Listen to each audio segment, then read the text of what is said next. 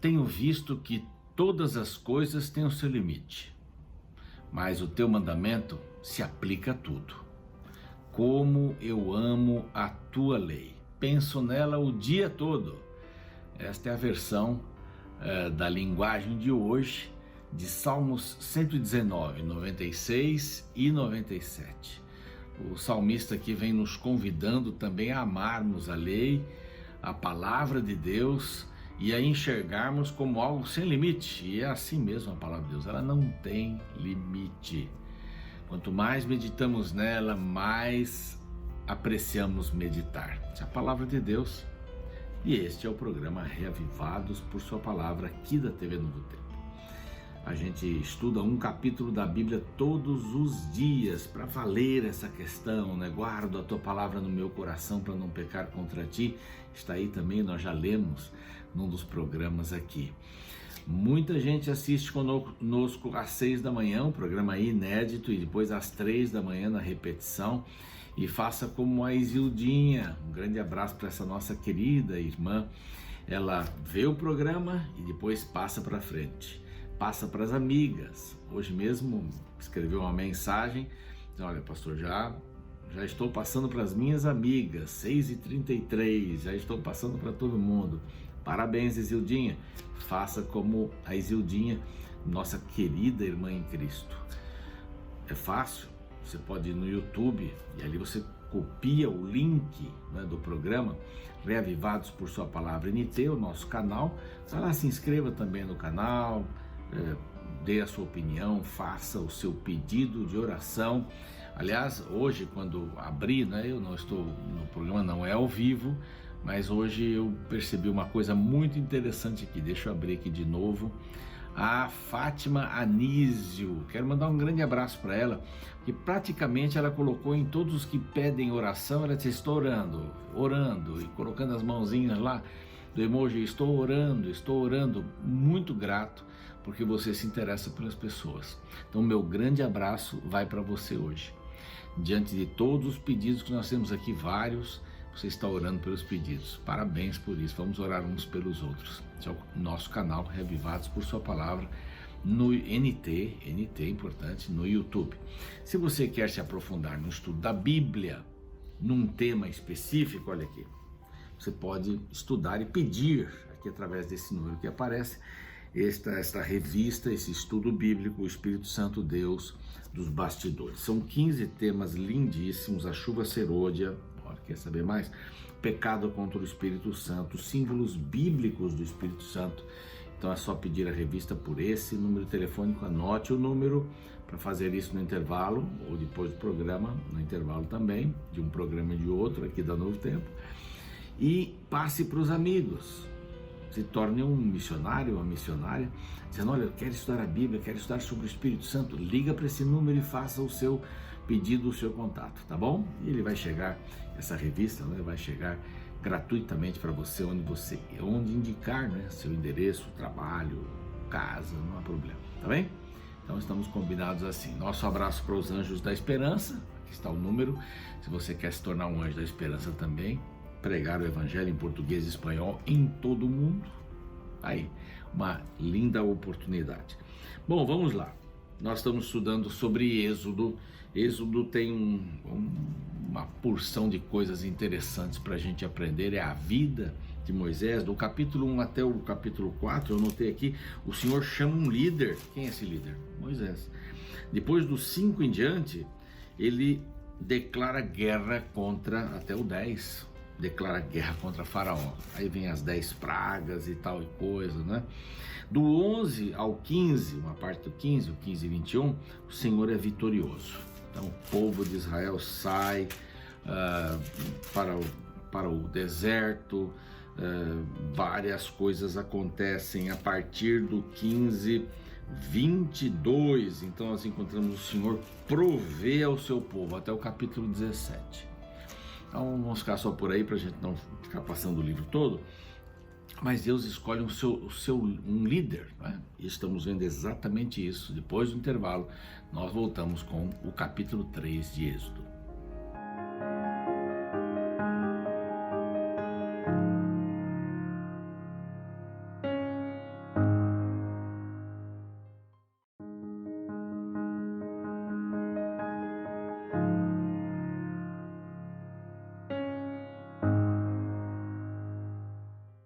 Muito bem, estamos de volta com o programa Reavivados por Sua Palavra aqui da TV Novo Tempo. Que bom ter você aqui com a gente. Você que chegou agora, estamos todos os dias às 6 da manhã aqui, estamos no NT Play também e lá vários conteúdos e no YouTube. Perdeu algum programa? Não tem problema. Você pode ir lá no YouTube, você vai encontrar o programa que você perdeu e vai recuperando. Tem gente que me escreve assim, dizendo, olha pastor, eu estou vendo 2 por dia para me atualizar. Com calma, estude a palavra com tranquilidade, deixa ela penetrar em seu coração. Isso é muito importante. Capítulo 3 de Êxodo agora. Bom, nós vimos que o Egito, o rei do Egito morreu, veio um faraó que não conhecia José, aquela confusão toda, a história de José, não é? E nem Moisés, e a coisa foi piorando, a gente viu isso no livro passado, mas agora nós encontramos Moisés lá na casa do sogro, lá em Midian, pastoreando as ovelhas. Como eu disse no outro programa, Moisés teve 3 fases na vida. Primeira fase, 40 anos no Egito. Aí ele teve que fugir. Ele matou um egípcio que estava machucando, que estava punindo os seus irmãos hebreus. Fugindo, foi para Midian, encontrou ali sua esposa, e uma jovem, não é? Acabou se casando com ela, ficando na casa do sogro e cuidando. 40 anos cuidando de ovelhas, atividades agropastoris, mudança completa de vida. Aí Deus o chama justamente aqui no capítulo 3. Deus escolhe um líder, do 1 ao 4 a gente vê isso. Do capítulo 1 até o 4, Deus está escolhendo um líder para carregar um povo inteiro. Tinha que ser muito especial. E o diabo sabia disso e quis matar Moisés, ou sabia, não exatamente, né, todas essas questões, mas alguma coisa ia acontecer, ele estava prevendo que alguma coisa ia acontecer, então fez com que as parteiras matassem os meninos que nascessem das hebreias. Bom, nós já vimos isso no capítulo anterior, e aqui Deus fala com Moisés. Deus fala com Moisés, um privilégio, isso vai acontecer várias vezes na vida de Moisés. Deus fala conosco também, hoje pelas Escrituras. As Escrituras têm as palavras do Senhor, por isso estou lendo aqui o Salmo 119, e tem ali mensagens muito lindas, o quanto eu amo a tua lei ilimitada, o verso de hoje, né?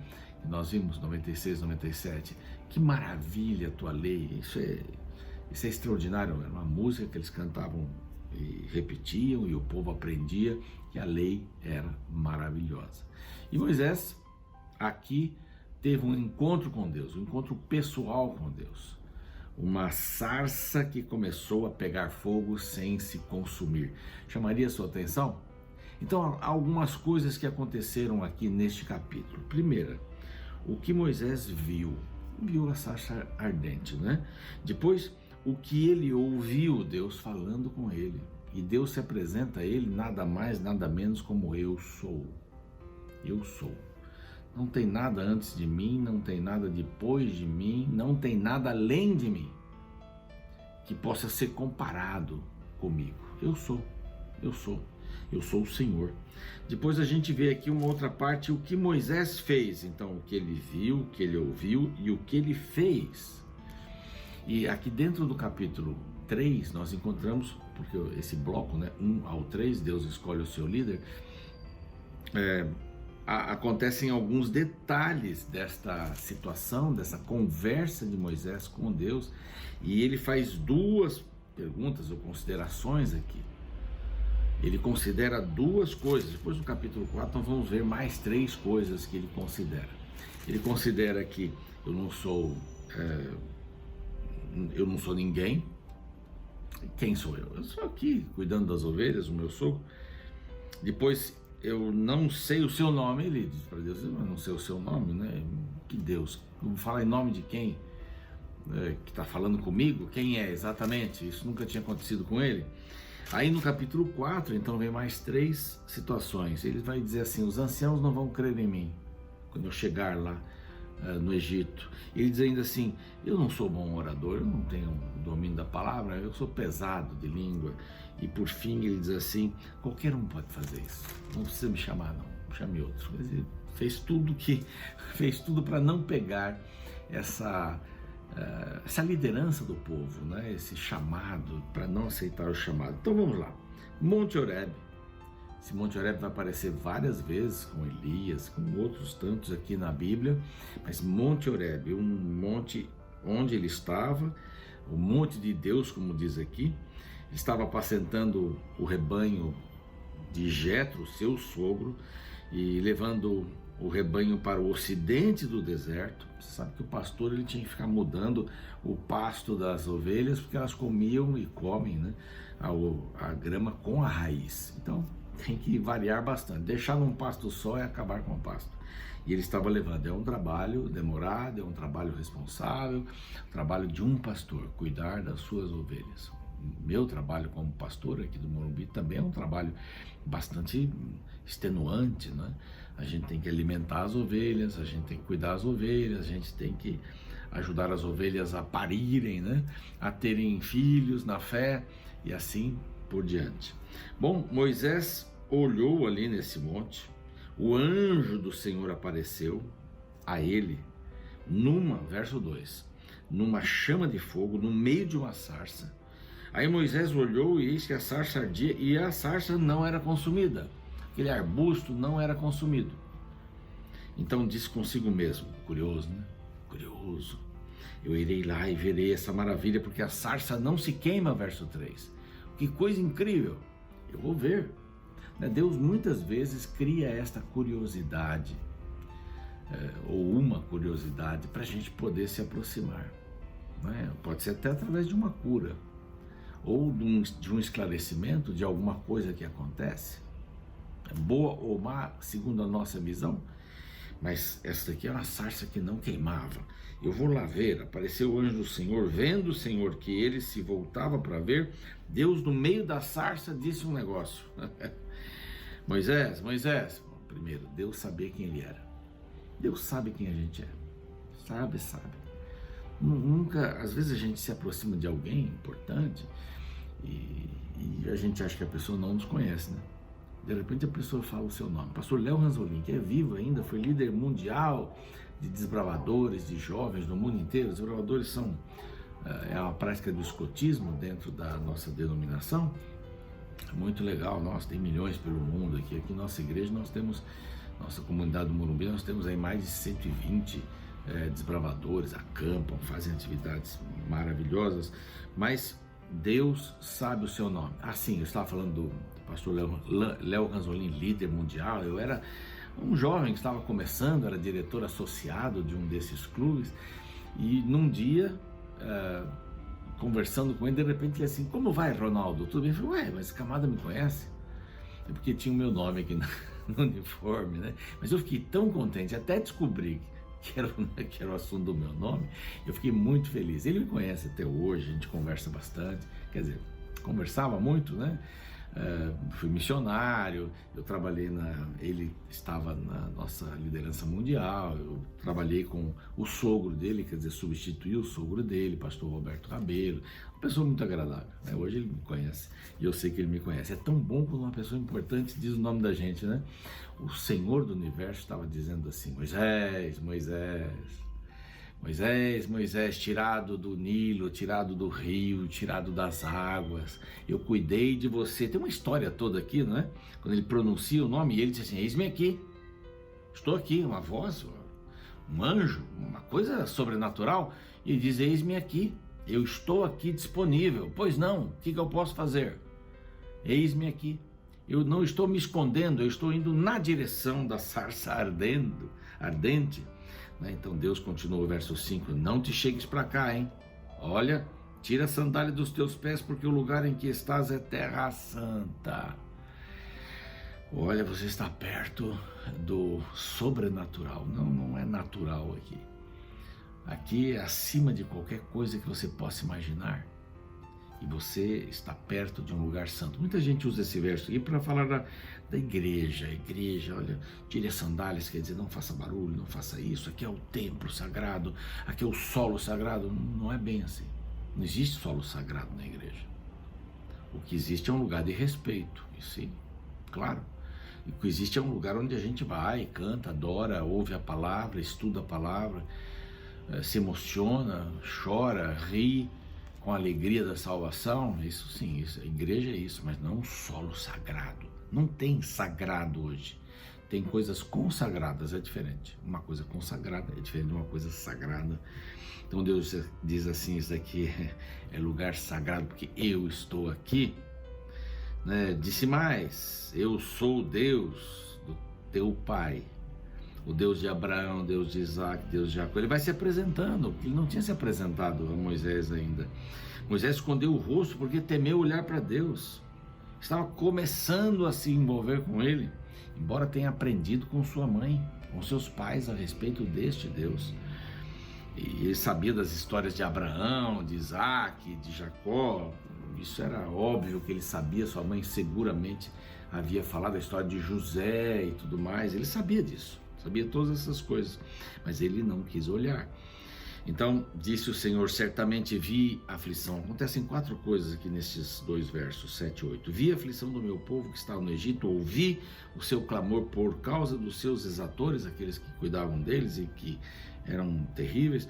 Conheço-lhes o sofrimento e por isso desci, a fim de livrá-los.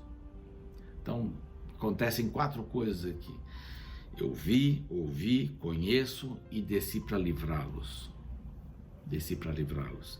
Isso foi o que Moisés ouviu. O povo estava sofrendo lá no Egito. E Moisés sabia disso. Agora, o que Moisés fez? Vem agora, e eu te enviarei a Faraó, verso 10, para que tires o meu povo. Vejam esses verbos, né? Tirar, né? Ver, ouvir, conhecer, livrar, tirar o povo. Então Moisés disse, quem sou eu? Aqui vem aquelas 5 coisinhas, né? 2 nesse capítulo. Eu não sou ninguém, eu não posso fazer isso. Mas o Senhor capacita. Você diz assim, mas eu não sou ninguém, eu vou fazer o quê? Na igreja? Eu não sou ninguém, eu vou fazer o quê no reino de Deus? Não sou ninguém, não sou ninguém. Não, você é alguém. Eu não sei o seu nome. Assim, eu serei com... assim, o verso 12 é muito legal, porque ele diz assim... O verso 11, então disse Moisés a Deus, quem sou eu para ir? Eu não sou ninguém. Verso 12, diz assim, eu serei contigo. Pronto. Você não precisa de mais nada, Moisés. Eu serei contigo. Você não é ninguém? Ótimo. Deus só pode agir na sua vida se você não é ninguém. Vou explicar melhor. Quando você não se acha alguém muito importante. Como é que Deus vai entrar na vida de uma pessoa que é autossuficiente? Eu não preciso de Deus, eu não quero Deus, eu não preciso. Como é que Deus vai fazer isso? Não faz. Ele não consegue. Mas Deus é poderoso? Mas ele é limitado pela minha vontade, porque ele respeita a minha vontade. O desejo dele é que eu o servisse, que eu o seguisse. Bom, eu não sei o teu nome, qual é o teu nome? O verso 13 diz assim, eu sou o que sou. Não há nada maior, semelhante, nada. Você vai dizer lá para os filhos de Israel, para os anciãos, eu sou, me enviou. Vai lá, verso 16, ajunta os anciãos e diga, o Senhor, o Deus dos vossos pais, Abraão, Isaac, Jacó, etc e tal, que me enviou para tirar vocês da terra do Egito. Eu vou fazer vocês subirem para a terra de Canaã. Verso 17, onde mana leite e mel. Essa expressão é onde tem muito pasto e onde tem muitas árvores frutíferas.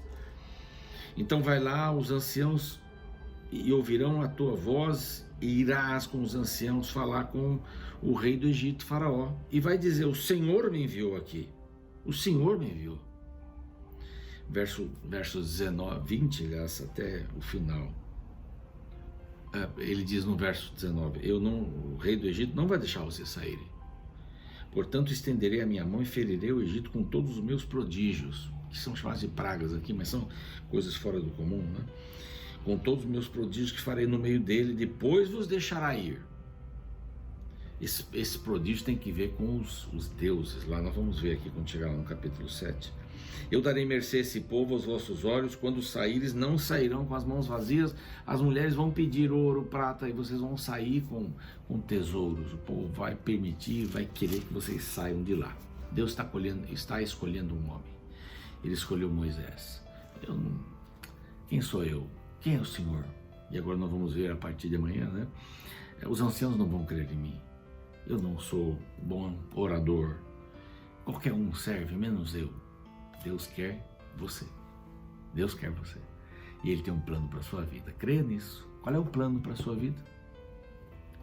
Deus vai ajudar você a descobrir. Vamos orar, Pai querido, pedimos a Tua bênção, que possamos descobrir o plano que o Senhor tem para a nossa vida. Grato pela experiência de Moisés. Ele disse, eu não sou ninguém, Deus disse, eu vou contigo. E se alguém está se achando pequeno, sem condições, ninguém, o Senhor está com essa pessoa. O Senhor vai com essa pessoa, vai conosco em todos os lugares. Te agradecemos por Jesus. Amém. Bom, fique agora na sequência do programa. Eu volto amanhã com o capítulo 4. Uma lei básica da física declara que dois corpos não podem ocupar o mesmo lugar no espaço.